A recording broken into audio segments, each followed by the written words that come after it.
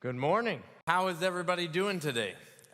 I'm Pastor Chris. Pastor Jason is away. It's the week after Easter. It's a beautiful day. We had an earthquake. An eclipse is coming.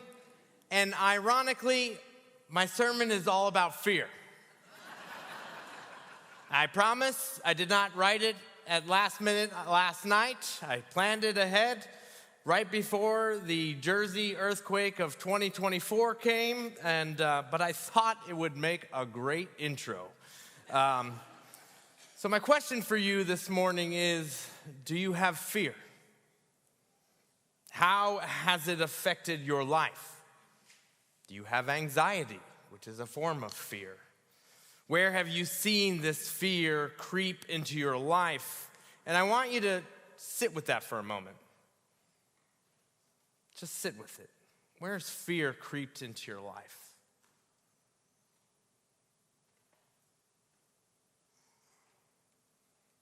Today, we are focusing on fear. How it has been all over the Bible. It's in our lives constantly. Fear is here, right? I remember growing up and when it came time for amusement park rides, I was a chicken. In the family, I am the third child. I am the baby, right? And so when your siblings are really big at amusement park rides, it's just assumed that you too are going to be really big into amusement park rides. So I was brought onto a ride. I don't even think it was that even big of a ride. And when I was little, and my dad brought me on, and I was screaming so hard that they actually had to stop the ride. I remember him taking out his handkerchief, this is the weirdest thing, and putting it over my eyes. Like that would do anything. Otherwise, I was grossed out, but also like, this is doing nothing. But as I got older, I remember we went to Williamsburg and Busch Gardens, right? And they have a lot of roller coasters in Busch Gardens. And I remember just saying to my parents, I really want to spend a lot of time on the history stuff, I really want to know exactly how a 16th century wig is made. Like, can I see it again? Anything to not be anywhere near those amusement park rides. As I got into high school, I made the mistake of telling my brother that I might possibly be interested in going on a roller coaster. Maybe. The next day, I kid you not, the next day, we were on a ride to Great Adventure with a bunch of people. And I was like, okay, all right, so we'll get there, we'll do it. So let's start out in like Kiddieland on one of those little tiny roller coasters. And then as we go, we'll bump it up. Maybe the Kiddieland has another different, bigger roller coaster. We'll go on that. And so we're walking into Great Adventure, and he was like possessed. He was not making eye contact with me. We're just walking, and I'm like, so where are we going? Where are we going? And we get online for, which is the craziest title for a roller coaster, but the Great American Scream Machine, right? You might remember that one. Terrible title for someone who's terrified of roller coasters, right?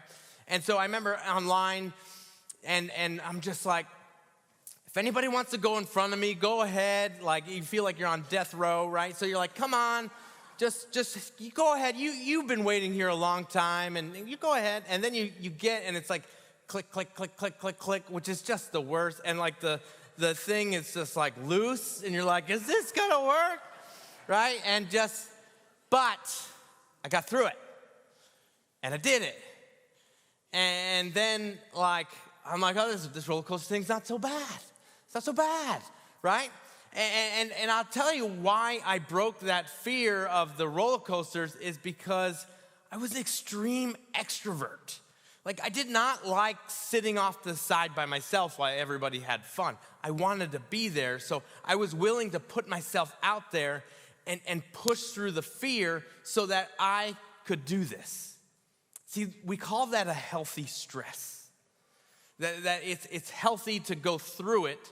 It was stressful, but it's healthy because it pushes you to do something, right? Did you ever get so scared of something that you rearranged your life to avoid it? Is there ever something in your life where you were so fearful of it that your whole life changed because of that fear? Today, as we go into our message, we're going to talk about the Israelites. And we're going to talk about how they rearranged their life for 40 years because of their fear.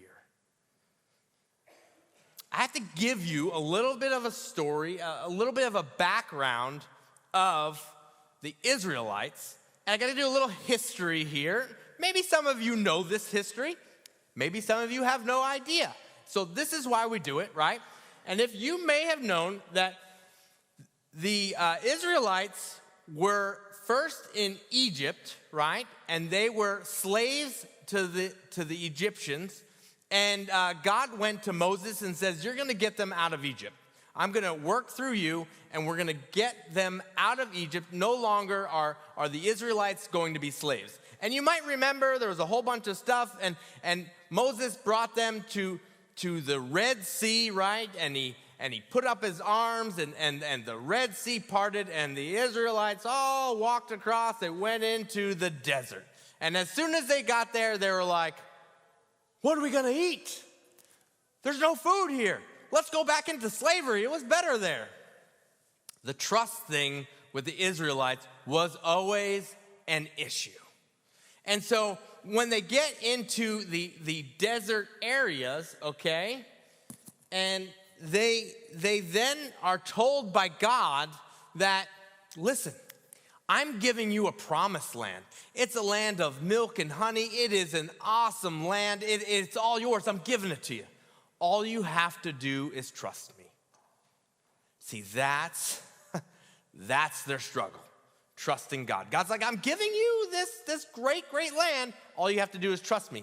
So then they're like, well, let's send some spies. Let's check out the land, because I bet you there's some people that are pretty dangerous over there. So they sent spies, and the spies came back, and they're like, they're giants. They probably weren't, by the way. They're giants. They're crazy. Like, there's no way we could go to the promised land. There's no way. And so God's like, I told you, all you had to do was trust me. And so God says, you know what? This generation, you don't trust me. I'm going to wait for the next generation. I'm going to wait 40 years until the next generation, and maybe they will be fearless enough. Maybe they will trust me enough to go into the promised land. That was it. This was not the greatest generation. This was the scariest generation. That's not even a word. But where we are with the story this week is we now have the next generation. And the next generation, they do not want to be like their parents. They do not want to be like their moms. They are the sons and the daughters of those people. And they have seen the misery of their parents for not trusting God. They have seen the consequences of those people of having to be there for 40 years in the desert and not getting to live in the promised land when it's right there. And God says, it's all yours. You can have it. You just have to trust me. And so they refuse to be like their parents. So they're like, we're not going to be like them. We're going to push forward. We're going to do this. And they're led by a guy named Joshua. And Joshua is now the leader after Moses. Moses gets as far as seeing the promised land. Moses never gets into the promised land. He just sees it before he dies. But Joshua is the one that's taking the reins on. And Joshua is the leader that's going to trust in God and get them through into the promised land. And here's the words that God keeps telling Joshua right here. This comes from Joshua chapter 1, verses 6 through 7. Be strong and courageous, because you will lead these people to inherit the land I swore to their ancestors to give them. Be strong and very courageous. He just keeps saying these words. Be strong and very courageous. Be strong and very courageous. Why does God keep telling Joshua that? And here's it. Joshua's probably scared out of his mind, right? He's just like us. He's a human, but he's getting up to stand and face these fears. Have you ever had a time where there was just something you feared so much, but you just had to do it and you pushed through it and you got through it? Be strong and very courageous. You had to do it. You had to take a deep breath and just do it. You know, this reminds me of that guy named Todd Beamer. You might remember that guy. 9/11, he was on a plane. They knew that the plane was headed for destruction, that it was going to do some bad things. And Todd Beamer was on the phone and saying, I love you, this is what's going to happen. And then he gets the people, and then do you remember what he says? He says, let's roll, right? Let's roll. This is Joshua. Like, we've been in the desert for 40 years. We can't spend any more time not trusting God. He said it's there. The promised land's there. Let's roll. Let's roll. So Joshua gathers all the Israelites, the children of the desert dwellers. So Joshua gets up and he stands before the Israelites, and this is what happens next. Early in the morning, Joshua and all the Israelites set out from Shittim and went to the Jordan, where they camped before crossing over. After 3 days, the officers went throughout camp, giving orders to the people. When you see the ark of the covenant of the Lord your God and the Levitical priests carrying it, you are to move out from your positions and follow it. Then you will know which way to go, since you have never been this way before. But keep a distance of about 2,000 cubits between you and the ark, and do not go near it. Joshua told the people, consecrate yourselves, for tomorrow the Lord will do amazing things among you. Consecrate yourselves. Consecrate yourselves. What is that? You might have heard that word before, especially if you're Catholic, right? You might have heard that word. What is consecrate? And as I looked that up and worked with consecrate, consecrate means to set yourselves apart for the holy. You're setting yourselves apart for the holy. It's like this, okay?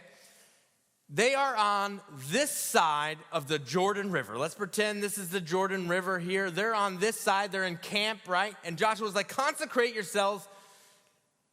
Set yourselves apart for the holy. Basically saying that there's something inside of you that needs to stay on this side of the Jordan River. Here is the promised land over here, right? This is where God wants us to be. He promised us great things, to trust him, to get here. But there's something that needs to stay here. And then there's another part of you that needs to be set apart for the holy. You see, the part in us that needs to stay here is the fears, the things that we have to be in control. You know that one, right? God, you can have my Sundays. I give them all to you. I will go to church. I will do the prayers. I'll do the songs. I'll do all of those things. You can have that part of me. But my work? No. I got to be in control of that one. My finances? I have to be in control of that one. See, those parts,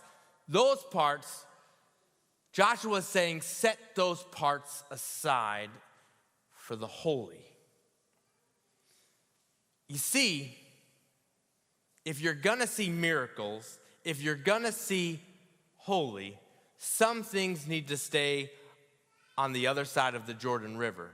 Those things can't come. And we got fears. We like our control. We got all of that. But here's the reality. You're not gonna see a miracle if you're carrying those with you. You have to set those aside. You gotta set yourselves apart for the holy. One of the most repeated lines in the Bible, fear not. fear not. You see it all over. Every time an angel shows up, you would think everybody would be like, how awesome, an angel, that's great. God showing up, great, that's fantastic. But why does an angel have to say, fear not? Because people are scared out of their minds, right, when that shows up. Fear not, fear not, fear not. It's all over the Bible, fear not. Here's the thing. We cannot experience the holy until we set some things apart, and control is one of those. Consecrate yourselves. Set yourselves apart for the holy. Here's what's happened next. Check this out. This is verse 14.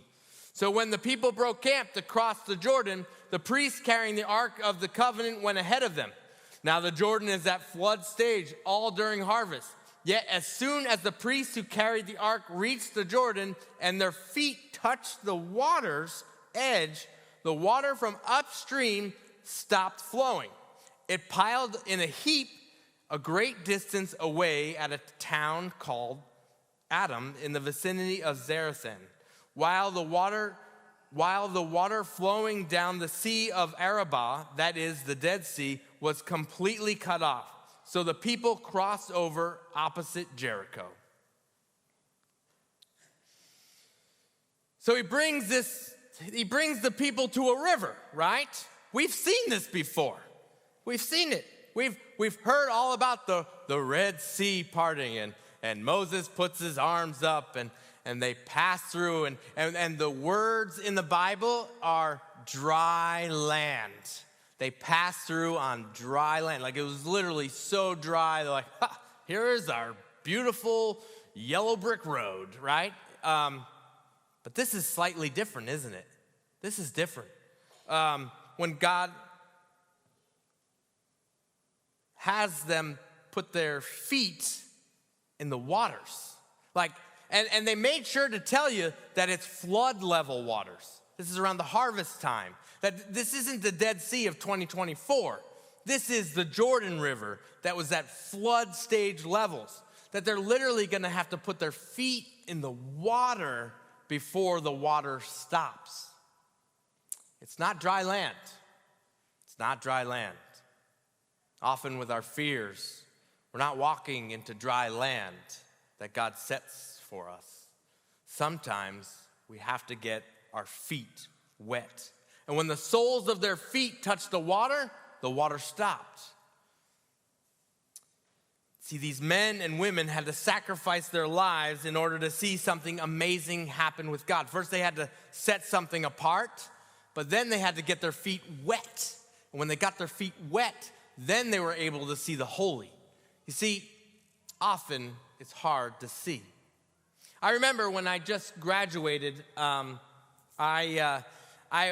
was 18 years old, right? And my youth leaders were like, do you want to do this ministry that we do monthly? It's in New York City. It's called Bridges. And we're going to go around and we're going to pass out clothes and food to people that are homeless in New York City. And I was like, I don't know. I'm not sure about that. And they're like, well, guess what? If you come, we're going to go to Little Italy. We're going to get dinner. It's going to be nice. It's on us. We're paying for it. I'm in. You got it. And then the other thing is, I was in community college. I just started. It was like one of the first weeks of community college. All my friends went off to college. It was a Friday night. I had no friends. Something on my schedule, right? Free food. I get to feel good about myself, passing things. This sounds like a fantastic idea. So we're driving to New York City, right? I'm looking, and every time I always went to New York City was for something really fun, like a baseball game. So we're driving in, I'm like, this is cool. And then my youth leader's like, I have to tell you a little bit about what we're going to be doing. I was like, okay, cool. And he says, well, so when we go there, what happens is that the shelters really do a lot for the women and the children, but they don't do a lot for the men who are living homeless in the streets. And he said, when we get there, all the different vans that we have all have a different article of clothing and all have different like food and things like that. And the van that you're going to be part of is the most popular one. Everybody's going to be lining up for your van. I was like, okay, cool. And he said, and so here's the thing. He's like, these are different people and not people that you're used to working with. He said that it could get a little tense. He said, and so people are really going to want these. What was in my van was pants. That's what I was in charge of, was the pants. He said, they're really going to want the pants. He said, so what they're going to do is they're all going to be telling you their pants size, and then you got to tell it back to us, and we'll hand you the pants. They said, but here's the thing. They're all going to be pushing, and you have to use your personality, keep them calm, and sometimes you may have to push them back a little bit and just tell them to stand back. You're going to have to stand up. You're going to have to be strong. You're going to have to be brave. And I was like, what? And they're like, I said, so let me get this straight. I said, where are you going to be? He's like, I'm going to be on the inside of the van with the pants, and I'm going to be passing them to you. And I said, so where am I going to be? And they said, you're going to be on the outside of the van. Right. Okay. The meal did not sound as good as it did about a half hour ago at all. And I get there, and I wanted to throw up. I was so nervous. I mean, every time I was told to be in New York City, they said, put your head down and don't make any eye contact with anyone. I literally have to make all eye contact with people. And I was the guy that didn't even want to raise my hand in class. And then I get there. And what I find is, man, I had so much compassion for these people. I mean, knowing what I know now, like, their stories had to be incredible. I didn't endure like even semi of a fraction of what they did in their life. And here they are, like, with great humility, being able to line up and get pants. I remember a story about Mr. Rogers. And Mr. Rogers always held a piece of paper in his pants. And the piece of paper said, if you know someone's story, you can love anybody. And man, these guys had stories. They had stories. And I remember giving a pair of pants to one guy, and man, they were funny, by the way. I had so much fun with these guys. And I give it to the one guy, and he gives me like this big bear hug. And he's crying. He's like, you don't understand. I needed these pants. I have an interview on Monday, and this is going to change my life. I didn't know what to do with that. I stood on the streets of New York City, 18 years old, and that moment changed my life. Did I do a miracle? Heck no, I didn't do a miracle. I didn't do anything. Gave out a pair of pants. God was doing everything. And God, in that moment, was changing my heart. He was transforming it. But here's the thing. I was standing on this side of the river before that.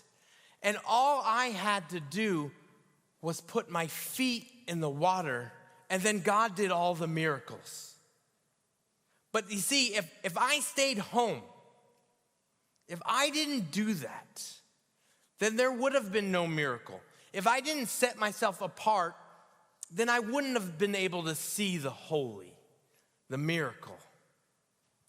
I had to get my feet wet.